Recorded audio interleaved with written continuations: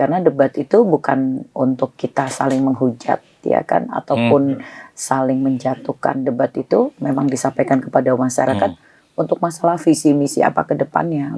Ibu Nina merasa nggak kemarin itu ada masih agak panas gitu? Enggak, saya sih enggak ya. Biasa ya. Karena saya orang yang pada saat kalau misalnya disambungkan dengan itu ya, ini mau arah ke situ ya. Iya. Jadi pada saat kejadian itu bukan yang pertama kali, itu kalau saya hitung sih udah 4 kali. Saya nggak ya istilahnya mau jalan sendiri-sendiri, istilahnya gitu. Ya sudah, tau-taunya kok mundur gitu kan. Kalau Indramayu tidak berkembang, Indramayu jadi mati. Karena wilayah Pantura itu kan biasanya rame ya Pak. Iya. Tapi dengan adanya tol Cipali, orang tidak terbiasa lagi lewat untuk Pantura. Oke. Jadi pertanyaan begini Bu. IPM di Jawa Barat itu kan rata-rata masih rendah ya Bu? Iya. Termasuk juga yang di kawasan yang sekarang nanti akan dijadikan kawasan rebana itu. Nah, persiapan Bu Nina apa supaya nanti warga Indramayu itu tidak jadi penonton?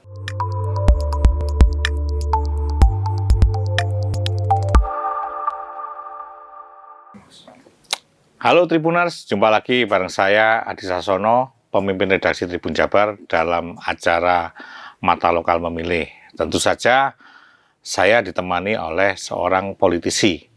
Nah, tamu saya kali ini sudah 2 kali datang ke studio kami di studio Tribun Jabar. Beliau adalah Ibu Nina Agustina, calon Bupati Indramayu. Nomor urut 3 ya. Nomor 3. Selamat sore Bu. Sore, terima kasih banyak. Alhamdulillah. Iya, ketemu sehat lagi ya Bu ya. Ketemu lagi sehat ya. Suaranya agak walaupun kan lagi kampanye. Iya, saya ketemu beberapa calon kepala daerah juga suaranya udah habis. Modal ini modal itu harus disayang-sayang gitu.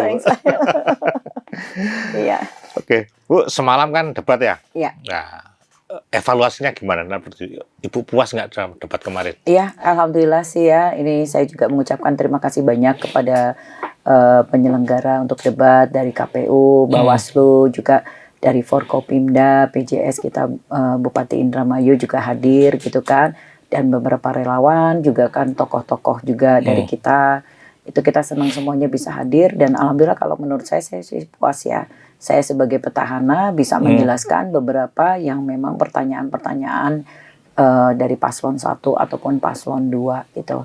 Dan alhamdulillah buat saya intinya masyarakat bisa memahami dari debat, karena debat itu bukan untuk kita saling menghujat ya kan, ataupun saling menjatuhkan. Debat itu memang disampaikan kepada masyarakat untuk masalah visi misi apa ke depannya untuk pembangunan khususnya Indramayu itu sih. Ada ini Bu, waktunya cukup untuk menyampaikan seluruh program Ibu? Buat saya sih alhamdulillah cukup ya. Iya, ya bagi saya kalau memang bisa cukup seperti itu kita sampaikan dengan waktu yang masih ada beberapa detik lagi, ya buat saya udah selesai, daripada nanti panjang-panjang lagi malah ngaco kemana-mana gitu kan. Udah tepat pada tujuannya aja gitu kan. Ibu Nina merasa nggak kemarin itu ada masih agak panas gitu? Enggak, saya sih enggak ya. Biasa ya. Karena saya orang yang pada saat kalau misalnya disambungkan dengan itu ya. Ini mau arah ke situ ya. Iya dong. Iya. Ya, karena gini sedikit cerita aja dulu ya. Kalau kemarin sih jujur aja enggak lah. Cuman ketidaknyamanan pasti ada ya, wajar ya sebagai manusia gitu kan ya. Karena kalau saya tuh ketidaknyamanannya karena kan saya kan 3,5 tahun ini menjadi bupati ya kan, yang SK-nya sampai 2026. Jadi saya tuh cuti 2 bulan, nanti tanggal 25 Februari itu masuk lagi. Nah berarti kan saya masih Bupati Indramayu walaupun memang ada PJS-nya saat ini. Nah saya kasihan kalau masyarakat ini diperalat oleh yang kita nih bertiga ini lagi tempur gitu loh. Ya nggak, bener nggak? Boleh berbeda pilihan itu boleh sekali gitu, bukan sesuatu hal yang nggak boleh, tapi jangan ajak masyarakat untuk menjadi membenci itu loh. Itu yang saya kasihan gitu buat masyarakat Indramayu. Jadi pada saat kejadian itu bukan yang pertama kali, itu kalau saya hitung sih udah 4 kali, dan ternyata juga kepada paslon lain itu pernah pada saat pengambilan nomor juga sama, yang melakukan itu adalah paslon tersebut gitu loh. Nah ini buat saya menyayangkan sekali. Sudahlah, siapapun kan monggo aja gitu. Dan yang kita takutkan, saya pada saat turun itu karena udah 4 kali takut menabrakkan diri di mobil. Jadi kan yang kena pasti kita, walaupun kita tidak menabrak. Ya enggak, tapi kan minimal kita jadi diperiksa-periksa. Iya kan, kita yang diperiksa-periksa dan maksudnya itu apa gitu loh Pak. Untuk kan yang lewat orang lain dalam satu apa ya namanya, dalam satu tempat kan tidak ada jadwal yang 2 paslon. Ya kan itu aja sih buat saya, sayang gitu. Ya mudah-mudahan masyarakat Indramayu tidak terprovokasi atau jangan maulah kita diadu domba, karena Indramayu itu yang saya baru menjabat 3,5 tahun ini udah luar biasa untuk pembangunannya gitu loh. Walaupun memang masih mungkin harus banyak, bukan mungkin lagi, memang masih banyak yang harus diperbaiki karena masa jabatan ataupun masa kerja itu kan 5 tahun. Saya kepotong, saya cuma 3,5 tahun. Tapi 3,5 tahun terus kepotong COVID lagi. Iya betul. Iya enggak. Cuman alhamdulillah kan. Karena itu berarti tinggal berapa persen Bu kalau dihitung sama COVID-nya? Kalau jalan-jalan, alhamdulillah kita udah jalan-jalan kabupaten ya, itu 88%. Terus pembangunan kita ada 6 kawasan peruntukan industri. Terus RT RW ruang tata wilayah ya kan. Nah ini kita prosesnya itu kan 8-9 tahun belum selesai. Pada saat saya kemarin mau cuti itu selesai semua. Jadi tata ruang wilayah tuh luar biasa buat Indramayu. Nanti investor-investor dan lain sebagainya, apa pembangunan sudah tertata semua peruntukannya. Termasuk juga kawasan industri. Kita akan ada 6 kawasan peruntukan industri. Oke Bu, nanti itu akan saya tanyakan juga. Nah saya masih mau menggali yang suasana kemarin. Ibu sebenarnya yang di balik layar itu seperti apa hubungan Ibu dengan paslon-paslon lain? Baik sih ya. Saya dengan paslon 1, paslon 2, kalau saya pribadi nggak ada masalah. Cuman kalau memang dikatakan ada sesuatu hal, misalnya pada saat kita cerita sedikit ya, sekali lagi tentang dulu mantan wakil saya, itu kita pun juga nggak tahu kalau dia akan mengundurkan diri. Itu yang pertama. Yang keduanya, pada saat terjadi interpelasi, pada saat awal kita selalu berkata ini maunya gimana, ayo kita sama-sama tupoksi. Itu kan kita udah tahu ya, peraturan udah tahu mana menjadi bupati ataupun wakil bupati. Dan saya tanyakan, piye Mas mau gimana nih, saya bilang gitu, untuk membangun ke depan sama-sama. Saya bilang gitu, mau apa yang kamu pegang gitu kan ya. Tapi dia mengatakan bahwa saya nggak, ya istilahnya mau jalan sendiri-sendiri, istilahnya gitu. Ya sudah, tau-taunya kok mundur gitu kan. Wah ini kaget juga buat saya kan. Kalau untuk kita ciptakan, saya pribadi nih ya, untuk ciptakan saya, kamu besok cuma sekian waktu aja ya, nanti saya sendiri jadi bupati, nggak mungkin karena nggak gampang menjadi kepala daerah sendirian. Ya nggak, itu sih. Di luar tuh sering telepon-teleponan atau enggak ya? Enggak ada urusannya juga ya? Enggak ada urusannya. Enggak ada. Iya. Kemudian ini Bu, menyambung soal PR di apa namanya Indramayu. Paling besar apa yang belum sempat Ibu kerjakan? Kalau 3,5 tahun ini, kalau saya pikir loh ya, tetap PR itu masih ada, tinggal menyempurnakan aja. Kayak infrastruktur kita sudah sekolahan, karena kan dana bukan dari APBD aja, kita punya DAK gitu kan ya, dari provinsi ataupun dari pusat. Jadi tinggal semuanya bagi saya itu menyempurnakan. Seperti juga contohnya untuk jalan-jalan kecil ya, jalan-jalan usaha tani gitu kan ya. Dan yang paling besar sih adalah istilahnya irigasi nih. Irigasi ini 97% adalah kewenangan dari BBWS, Badan Besar Wilayah Sungai. Ya kan, nah itu berarti irigasi di Indramayu kurang lebih cuma hanya 3%. Dan ini kita benar-benar butuh kolaborasi dengan pusat yang baik, karena irigasi itu menyangkut dari pertanian-pertanian yang ada di Indramayu. Karena saat ini di Indramayu bukan hanya sawah yang memang subur dan makmur untuk wilayahnya karena memang bagus irigasinya, dan kita juga sebagai lumbung padi nasional ya kan, dengan 1,8 juta ton Dan kita berharap nanti di 2045 Indonesia menjadi lumbung pangan internasional kan gitu ya, di Indonesia emas kan 45. Nah ini kita butuh kerjasama untuk irigasi dan alhamdulillah kan pada saat lalu Presiden, Wakil Presiden sudah meresmikan yang namanya bendungan-bendungan, ada apa namanya Jati Gede gitu kan, terus nanti Salam Dharma. Kita harapkan waduk-waduk ini semuanya irigasinya yang memang muaranya ujungnya tuh nanti di Indramayu. Nah, kemarin ini kan sempat karena namanya waduk ya, mereka itu sampaikan bahwa dengan PUPR ini kan di 2025 sekarang dengan maintain pengisian karena kan udah diresmikan. Tinggal debitnya air seperti apa baru akan membangun sodetannya seperti itu. Nah, kita harapkan di 2025 ini sudah terjadi untuk pengairan di Indramayu. Berarti pemerintah daerah itu harus mengawal supaya sampai selesai ya? Pasti. Kalau kepala daerah itu harus bisa gitu kan. Ya itu tadi PR besar Ibu apa sih gitu kan. Nah, ini PR ini atau mana yang belum selesai harus bisa kita maintain, kita ikutin, kita follow up terus gitu. Kalau enggak kan kasihan juga.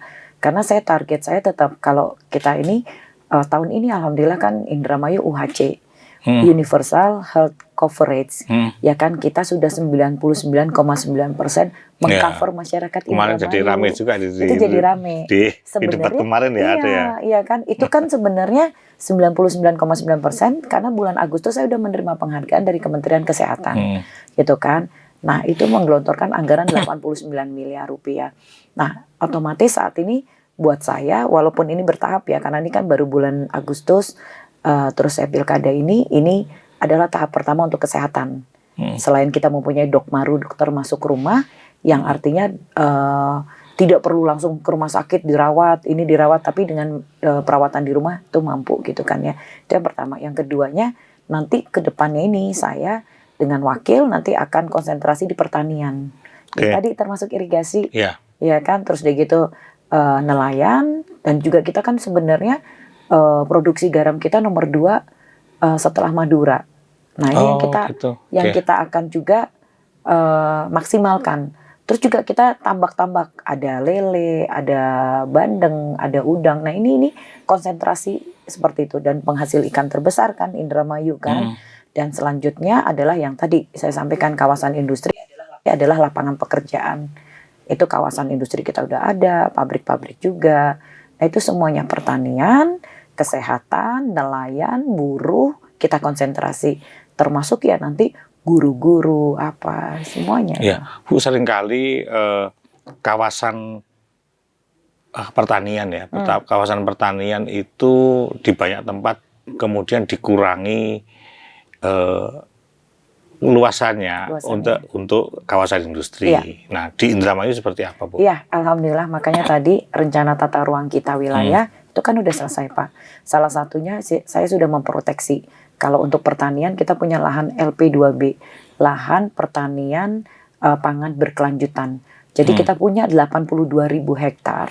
82.000 hektar. LP2B yang tidak boleh dialihfungsikan. Sama lahan LSD, lahan sawah yang dilindungi. Jadi itu dengan adanya proteksi tersebut itu tidak boleh lahan itu dialihfungsikan.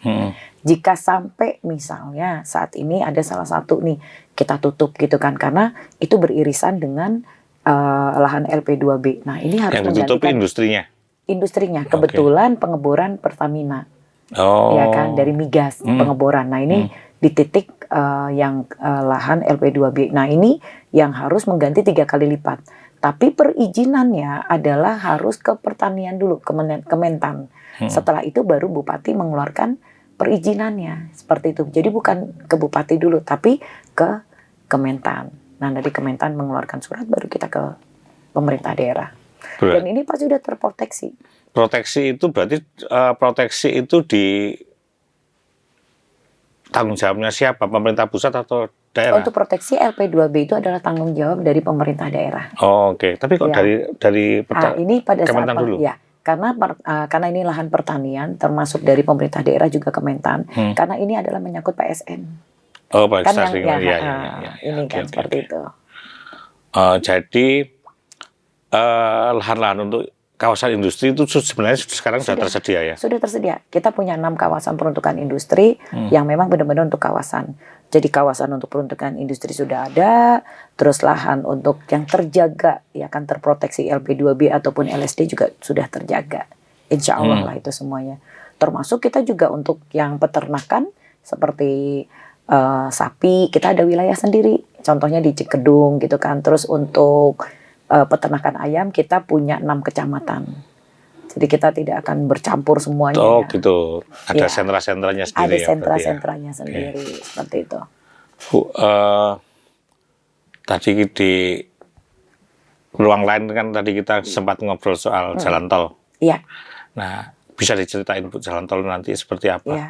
Alhamdulillah ya, karena kita kan punya wisma atau embarkasi haji yang sekarang keberangkatan wilayah Ciayu Maju Kuning, nanti mungkin sampai Brebes Tegal ya, mudah-mudahan atau juga mungkin nanti wilayah Bandung juga akan berangkatnya dari kecamatan di Loh Bener di Indramayu untuk wisma ataupun embarkasi haji. Walaupun karena kan jarak di Jakarta itu jauh ya, di Bekasi mungkin selanjutnya. Jadi lewat Kertajati ntar ya? Lewat Kertajati tersebut akan dimaksimalkan mungkin seperti itu. Dan kita alhamdulillah udah pra-FS untuk jalan tol Indrajati. Kurang lebih itu 49 sampai 50 km. Namanya Indrajati? Belum tahu. Kalau kita bilangnya Indrajati ya, tapi siapa nanti tahu dari sini nanti pemerintah dengar, Indrajati aja gitu. Karena kan kita bilang Indramayu Kertajati kan gitu. Nah itu nanti karena kita sudah pra-FS, tinggal kita juga sudah bersurat kepada provinsi untuk penloknya, penentuan lokasinya. Nah setelah itu nanti tahun depan, mungkin kalau suratnya ini turun segera gitu kan ya, nanti tinggal kita sosialisasi kepada masyarakat di mana titik-titiknya, baru nanti baru akan berjalan seperti apa untuk pembebasan lahannya. Mulainya kapan Bu?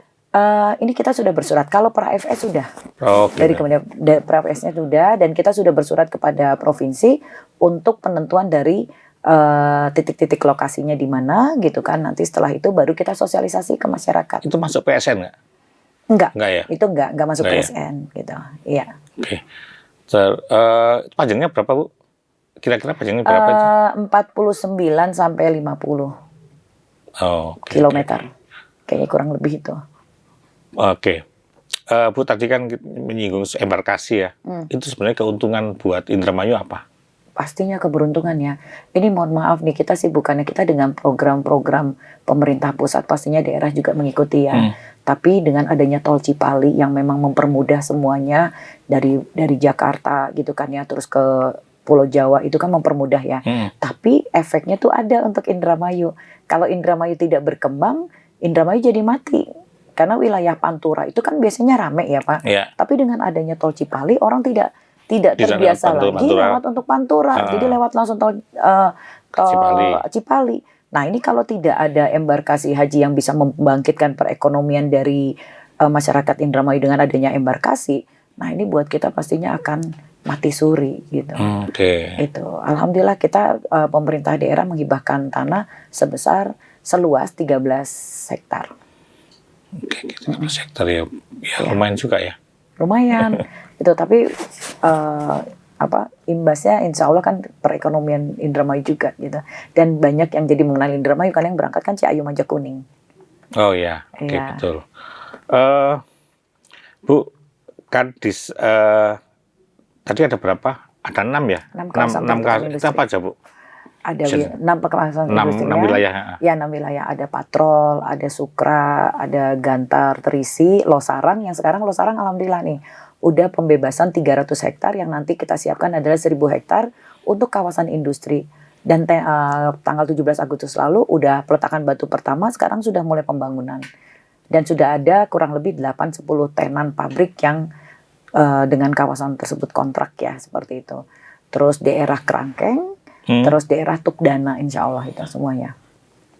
Itu sektor-sektornya seperti sentralisasi atau misalnya ini sektor apa gitu. Kebetulan yang untuk sekarang ini yang di wilayah Losarang ya itu adalah ada pabrik sepatunya, ada pabrik konveksinya. Jadi nanti kawasan-kawasan itu mungkin nanti nih ya yang di wilayah Patrol, Sukra itu kan bersebelahan dengan Patimban, Subang. Ya kan, pasti nanti akan industrinya ya pergudangan, ya kan, untuk kawasan-kawasan atau sebagai pelabuhan penyangganya Subang, Patimban, mungkin akan seperti itu gitu. Akan diarahkan ke sana akan diarahkan ke situ. Jadi pertanyaan begini Bu, IPM di Jawa Barat itu kan rata-rata masih rendah ya Bu? Iya. Termasuk juga yang di kawasan yang sekarang nanti akan dijadikan kawasan rebana itu. Nah, persiapan Bu Nina apa supaya nanti warga Indramayu itu tidak jadi penonton, tapi bisa bekerja di kawasan-kawasan industri itu. Sementara kita tahu bahwa IPM Indramayu juga kecil saya kira. Agak rendah ya. Nah, apa Bu? Iya. Alhamdulillah untuk IPM Indramayu ini kemarin kita juga sudah naik IPM Indramayu. Nanti ya sebentar sebelum saya ini. Intinya adalah kita sudah memproteksi. Saya mempunyai peraturan Bupati ya kan memproteksi 80% itu harus warga lokal yang nanti akan bekerja di kawasan-kawasan ataupun wilayah-wilayah rebana yang akan terbangun. Nah sekarang yang kita tingkatkan adalah kita mempunyai salah satu program unggulan kita adalah jaket. Kejar paket. Jadi yang lulusan SD, SMP, dan harus kesetaraan SMA, itu wajib. Karena bagaimanapun kita tidak mau lagi Indramayu itu berimbas miskin ekstrim. Salah satunya pada saat lalu, mungkin kalau kita melihat beberapa tahun yang lalu, Indramayu, Kerawang termasuk miskin ekstrim. Saya bertanya, kenapa Kerawang itu terimbas miskin ekstrim? Pada saat lalu ternyata, mungkin ini ya, tapi bukan kita untuk melihat, tapi pelajaran buat kita, gitu kan, bahwa mungkin yang bekerja itu kebanyakan bukan dari wilayah setempat ataupun wilayah lokal. Nah ini yang kita persiapkan. Bagaimanapun wilayah-wilayah kita ini kita yang harus bisa memproteksi dan saya sudah mengeluarkan perbubnya 80% semua industri yang ada di Indramayu harus 80% masyarakat lokal. Tapi dengan IPM kita yang masih agak di bawah gitu kan ya. Yang saat ini sih kita udah lumayan naik ya, naik. Nah ini yang kita proteksi bahwa 80% dan saya selalu pada saat ini karena kampanye, saya bilang ayo yang lulusan SD, SMP karena akan dibutuhkan adalah lulusan minimal SMA. Nah, kan saya beberapa kali bertemu dengan beberapa pengamat gitu ya Bu, ya kita bicara soal rebana itu. Nah, yang dibutuhkan itu sebenarnya bukan sekadar lulusan SMA atau sederajat, tetapi mereka yang punya skill yang nanti akan dibutuhkan oleh industri-industri itu dan mereka kan industrinya kan pasti akan ada yang spesifik gitu ya. Nah itu dari memenuhi 80%-nya seperti apa Bu nanti Bu? Nah kan kita sekarang juga ada pabrik sepatu nih di Kerangkeng, wilayah Kerangkeng yang salah satunya nanti akan jadi kawasan itu sekitar 29 hektar dan kita sudah ketemu dengan manajemennya lah di Snaker kita minta tolong kalau memang ini IPM-nya kan dibutuhkan paling nggak SMA. Kalau mungkin memang SMP, itu bagaimana? Saya bilang, saya tidak mau masyarakat Indramayu hanya penonton. Jadi nanti dengan Disnaker, dengan perusahaan tersebut akan mengadakan pelatihan. Dan saat ini pun kita sudah punya pelatihan-pelatihan. Contoh untuk bengkel, dan lain sebagainya yang memang untuk mereka nanti jadi mandiri ibu-ibu untuk masak bikin kue itu untuk pelatihan yang internal mandiri karena kita punya perempuan berdikari. Nah pada saat untuk yang kawasan ataupun pabrik, nah itu kita butuhkan akan kerjasama dengan pabrik tersebut. Jadi mereka pelatihan dulu. Mereka pelatihan sesuai dengan kebutuhan dari ini. Jadi kita bilang, pabriknya butuh apa? Butuh tukang jahit nih, seperti itu kan. Oke, kita latih dulu selama misalnya 3 bulan gitu. Dan ini alhamdulillah kita untuk EPM kita juga paling tinggi tingkat kenaikannya sebesar 2,28 dan ranking 1 se-Jawa Barat. Ini alhamdulillah nih. Data dari kemarin dari provinsi. Nanti kita kirim ya. Siap. Biar tahu. Iya, ini nggak gampang nih naikin kayak gini kan, seperti itu. Iya. Bu, nah ini kembali ke soal kampanye Bu. Jadi Ibu suaranya hampir habis. Sehari berapa tempat Bu? Nggak banyak juga sih, lumayan. Kita bisa maksimal 8 sampai 10 titik lah. 8 sampai 10 itu dari jam berapa ke jam berapa? Pagi sih jam 9 kita udah keluar gitu kan. Pagi udah keluar rumah paling nggak ya maksimal di tempat satu itu 1 sampai 2 jam gitu kan. Itu di Indramayu kan karena luas ya, jadi kepotong perjalanannya.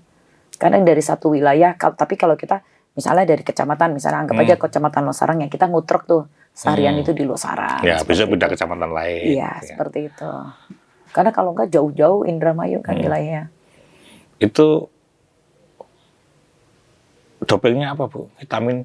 Vitamin. Udah vitamin, walaupun udah vitamin tetap aja nih. Iya. Apa yang dihindari, Bu? Apa yang gitu. dihindari untuk menjaga? Itu nggak ada ya. Karena kan pasti di tempat masyarakat, totonya Bu kita makan sama-sama, ya udah, nggak bisa kita menghindari kan, ya dibawa seneng aja gitu. Oke. Bu, dari dari pertemuan dengan warga ya. Itu ada nggak sesuatu yang kemudian ternyata Ibu baru tahu sekarang? Nggak, dari itu kan sudah, ini periode kedua ya. Kok baru tahu sekarang saya ini? Dulu kok nggak pernah ada kayak gitu. Misalnya apa ya, gitu misalnya kan apa ya. Gitu. Kebanyakan itu gini, memang bagaimanapun kita sebagai pemerintah daerah gitu kan, khususnya kepala daerah dan juga stakeholder yang terkait juga, kalau saya selalu menyebutkan super tim ya, dari tingkat RT, RW, terus pemerintah desanya, kalau kita kepala desa Kuwu, terus sampai camatnya, itu mau bagaimanapun harus turun, harus bisa melihat, karena memang bagaimanapun kadang pendataan ini yang memang tidak sesuai dengan targetnya. Contoh, kita mendapatkan bantuan sosial, kita pikirkan dengan bantuan sosial yang banyak, ternyata tidak sesuai dengan targetnya. Pasti masih ada aja, Bu kami ini miskin gitu kan ya. Tapi nggak dapat bansos. Nggak dapat bansos nih misalnya. Nah itu salah satunya, itu yang buat kita, kenapa ini kita cek kembali di lapangan. Terus rumah yang tidak layak huni, itu termasuk. Padahal kita mempunyai super tim lagi, kita adalah tangan kanan, kita kan termasuk RT RW. Harusnya RT RW bisa membantu kita full untuk melihat warganya mana yang susah. Seperti itu. Ya enggak? Ya, nah ini yang kita harus bisa, RT RW itu harus berdaya gitu.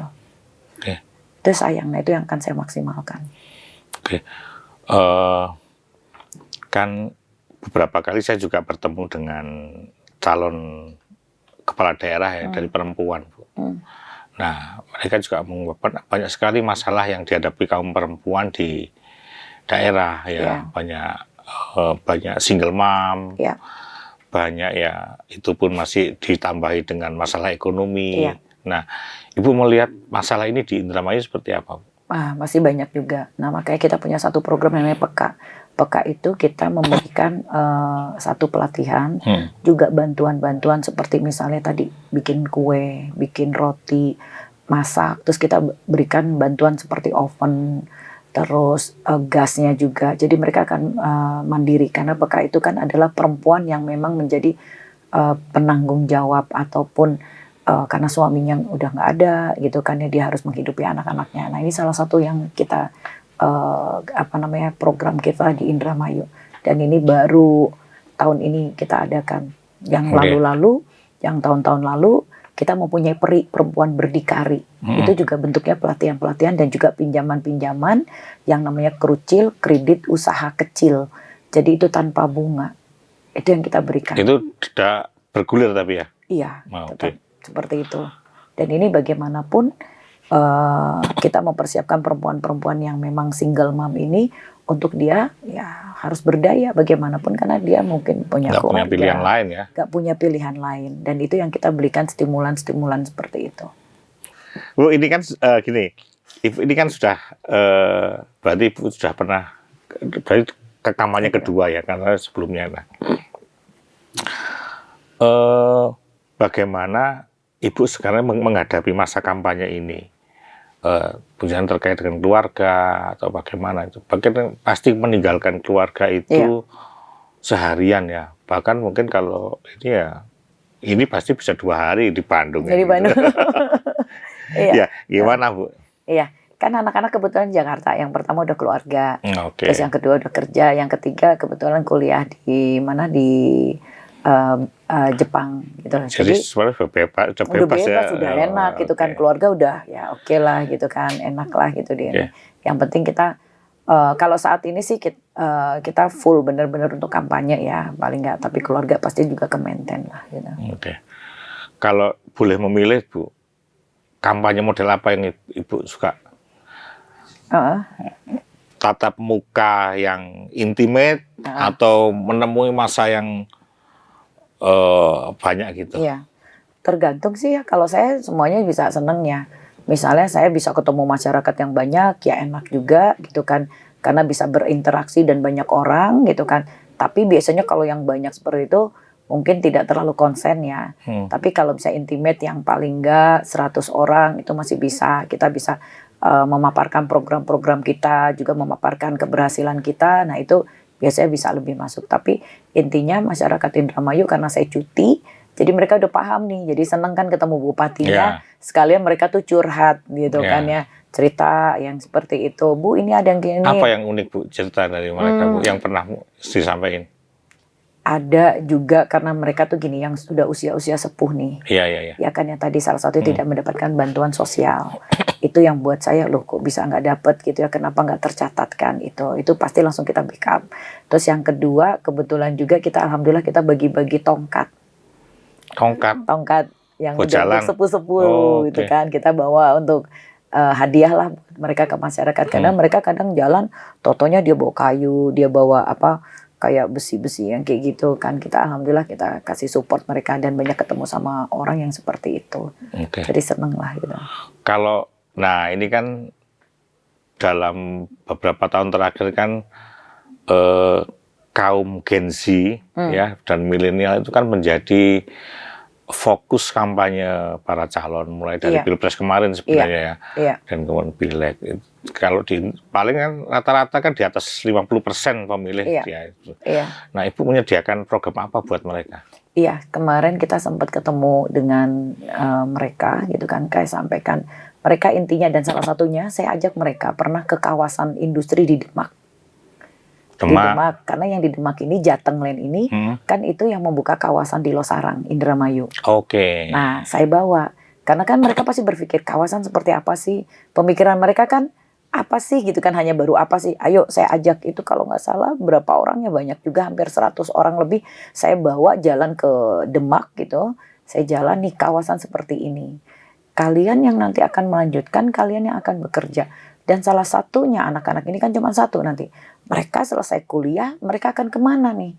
Otomatis akan kerja kan? Nah kita kolaborasi dengan perusahaan tersebut, saya bilang, Pak bisa nggak menyiapkan untuk lapangan pekerjaan buat mereka? Karena minimal kan SMA. Berarti untuk mereka ini bisa. Asal ketentuan syaratnya itu memang terpenuhi. Apa yang diminta dari persyaratan sebuah perusahaan tersebut. Dan saya bilang, saya akan jamin. Asal benar-benar anak-anak ini ayo mau kerja. Kan intinya kan cuma satu, mau kerja. Kalau mau kerja dan sesuai dengan persyaratannya, gampang kok kita seperti itu. Dan Indramayu karena kawasannya baru, pabrik-pabriknya baru, jadi berbicara sama owner lah, pemilik perusahaan, jadi kita enak gitu loh. Bu, ini pertanyaan terakhir. Dalam bayangan Bu Nina itu Indramayu 10 atau 15 tahun kemudian tuh jadi apa, seperti apa sih? Jadi ke depannya kalau saya pikir industrinya ada, pangannya sebagai ketahanannya pangan juga ada, lautnya juga luas, kita punya 14 muara, tapi masih terjadi pendangkalan. Ini yang saya ingin, dan salah satunya lagi Subang itu Patimban, pasti nanti ada penyangga pelabuhannya. Otomatis kemana? Kalau nggak ke Indramayu, karena kan lahan yang sebelahnya Subang, Kerawang, Cikarang itu udah penuh industri, pasti akan ke Indramayu. Jadi salah satunya dengan pembangunannya Rebana, pasti bisa jadi kota metropolitan juga. Seperti itu. Insya Allah lah, mudah-mudahan. Yang penting ketahanan pangan harus terjaga, karena urusan perut itu adalah nomor 1. Siap. Terima kasih. Terima kasih. Bu, sebelum berakhir, mungkin perlu ada yang disampaikan buat warga Indramayu. Ya, terima kasih banyak buat semua warga Indramayu. Saya Nina Agustina, selama ini 3,5 tahun, mungkin masih banyak yang kurang dalam pembangunan saya, karena tidak waktunya yang harusnya 5 tahun ini 3,5 tahun. Mudah-mudahan dengan terpilihnya saya dengan nanti ini, saya bisa terus melanjutkan untuk Indramayu yang lebih baik lagi. Saya mohon maaf jika masih ada yang kurang ataupun dalam tingkah laku, sifat dan lain sebagainya. Mudah-mudahan Indramayu tetap maju, jangan mau terprovokasi ataupun teradu domba. Intinya pilih pemimpin yang luar biasa untuk Indramayu ke depannya. Terima kasih. Oke. Demikian Tribuners bincang-bincang saya dengan Bu Nina Agustina, calon Bupati Indramayu nomor urut 3. Semoga ini bisa menjadi inspirasi buat kalian dan kita akan ketemu lagi dalam bincang-bincang yang tentu saja dengan tokoh yang tidak kalah menarik. Terima kasih, sampai jumpa. Terima kasih.